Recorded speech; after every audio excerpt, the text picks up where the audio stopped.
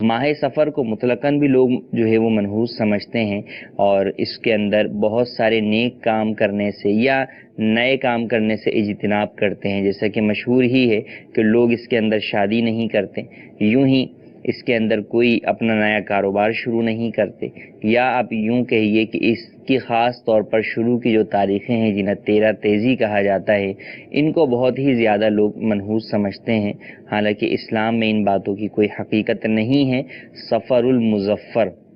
مظفر یعنی ظفر سے ہے، یعنی کامیابی والا ایک اعتبار سے کہیں کہ مہینہ اس کو کہا جا سکتا ہے۔ تو اس ماہ مبارک کے اندر بہت سارے اسلامی واقعات بھی جو ہے وہ رونما ہوئے، اور بہت سارے معاملات کے اندر مسلمانوں کو فتح بھی نصیب ہوئی۔ شادی کی اگر بات کریں تو نبی کریم صلی اللہ تعالی علیہ وآلہ وسلم کی صاحبزادی سیدہ فاطمۃ الزہرا رضی اللہ تعالی عنہا کا نکاح مولا علی کرم اللہ تعالی وجہہ سے سفر المظفر میں ہی ہوا۔ اور اسی طریقے سے اگر آپ بات کریں کامیابی کی تو غزوہ خیبر میں مسلمانوں کو فتح بھی ماہ سفر المظفر میں ہی ہوئی۔ یوں ہی حضرت سیدنا خالد بن ولید، حضرت سیدنا عمر بن عاص اور حضرت سیدنا عثمان بن طلحہ عبدری رضی اللہ تعالی عنہم نے سفر المظفر میں ہی بارگاہ رسالت میں حاضر ہو کر اسلام قبول کیا۔ اور علماء نے مزید یہ بھی ذکر کیا کہ مدائن جس میں کسریٰ کا محل تھا، اس کی فتح بھی مسلمانوں کو سفر المظفر کے مہینے میں ہوئی۔ تو پتہ چلا کہ اس ماہ مبارک کے اندر بڑے بڑے معاملات ہوئے اور مسلمانوں کو فتح بھی نصیب ہوئی۔ شادی سے متعلق خود سیدہ فاطمۃ الزہرا رضی اللہ تعالیٰ عنہا کی شادی، اس بات کا یقین ہے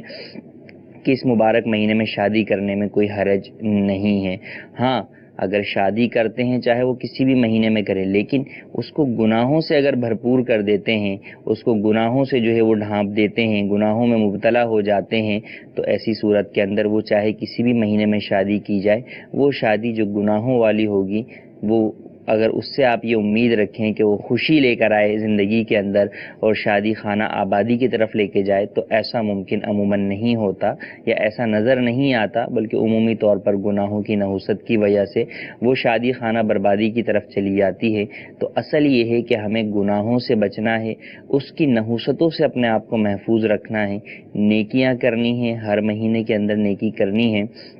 ماہ سفر کے اندر بھی نیکی کرنی ہے۔ یوں ہی اگر بات کریں تو بعض لوگوں کا یہ بھی کانسیپٹ ہے، اور یہ بہت زیادہ عام ہے خاص طور پر گھروں میں خواتین کے اندر، کہ اس ماہ مبارک کے اندر بلائیں بہت ساری نازل ہوتی ہیں، اور ان بلاؤں سے چھٹکارے کے لیے عمومی طور پہ جو بعض اقدامات کیے جاتے ہیں، ان میں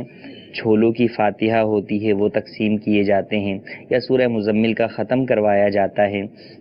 دیکھیں، قرآن پاک کی سورت کا پڑھنا، اس کا ختم کروانا بالکل جائز ہے، باعث برکت ہے۔ یوں ہی صدقہ و خیرات کرنا، فاتحہ ایصال ثواب کرنا جائز ہے، اور اس کے بہت سارے اپنی جگہ فوائد موجود ہیں، لیکن جو کانسیپٹ ہے وہ کانسیپٹ غلط ہے۔ فاتحہ دلانے میں حرج نہیں ہے، لیکن یہ کانسیپٹ کہ یہ بلائیں اترتی ہیں اور یہ اس اعتبار سے ان کو دور کر رہا ہے، یہ درست نہیں ہے۔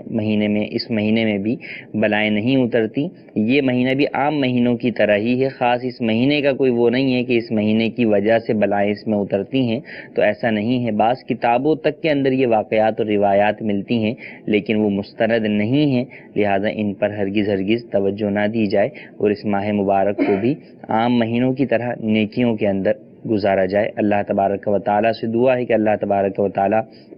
ہم مسلمانوں کو اس ماہ مبارک کے اندر بھی بدشگونی سے اور دیگر معاملات کے اندر بھی بدشگونی سے محفوظ فرمائے، اور ہمارے لیے آسانیاں